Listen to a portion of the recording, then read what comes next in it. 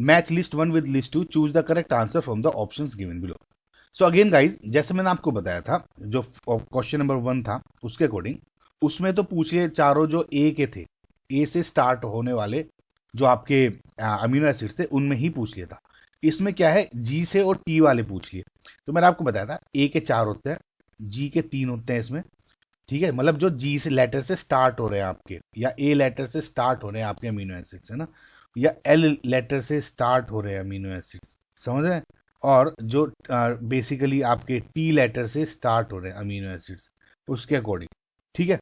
तो ये अगर आप देखोगे तो इसमें आपको देखना, मैंने आपको ये बताया था कि जब आप इनको 4 3 2 3 इस तरह लिखोगे ना, 4 3 2 3 ऐसे लिख लिया, देखिए AGLT मुझे पता है 4 3 2 3, तो क्या लिखोगे, 4GL हो गया एंड फिर टी। और मैंने क्या बताया था, पहला तीसरा फिर फर्स्ट फर्स्ट, तो इसका ए, इसका जी, ठीक है, इसका एल एंड इसका टी।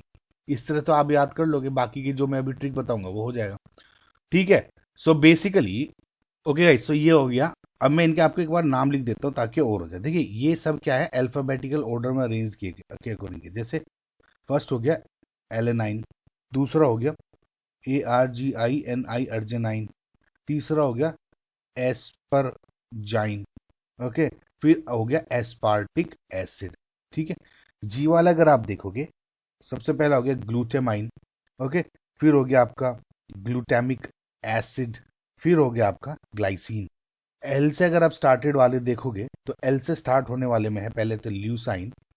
एक हल्की सी फनी सी ट्रिक है, फनी मान लो गाइज, एग्जाम में जो भी हमें सारा मिल जाए, ये क्योंकि ये नंबर क्वेश्चन है ना गाइज, फ्री फंड के आंसर होते हैं, अगर पता है मेथड आपको तो बढ़िया ही हो जाता है। लाइसिन और ल्यूसाइन हो गया, ओके। अब टी से स्टार्ट हो गया, पहले हो गया थ्रियोनाइन, THEREONINE, ठीक है। फिर हो गया ट्रिप्टोफैन, TRIPTOPHAN, और फिर हो गया टायरोसिन। अगर इसका पता है, देखिए तो मैंने आपको क्या बताया था, पहला तीसरा पहला एंड देन पहला, ये अगर आपने अरेंज कर दिए, और देखिए आपको पता है 2 होता है, कौन सा होता है फर्स्ट इनमें से, एक थोड़ा आइडिया लग जाता है खुद से, ठीक है। तो ये हो गया, इस तरह से लगा लिया। अब आपको कुछ नहीं है, देखिए इसका ए हो गया फर्स्ट लेटर, इसका फर्स्ट लेटर जी है तो इसका जी हो गया, फर्स्ट लेटर इसका एल है तो एल, और इसका टी हो गया तो टी। इसके बाद में गाइज आपको बस थोड़ा सा एक कुछ भी यूज कर लो।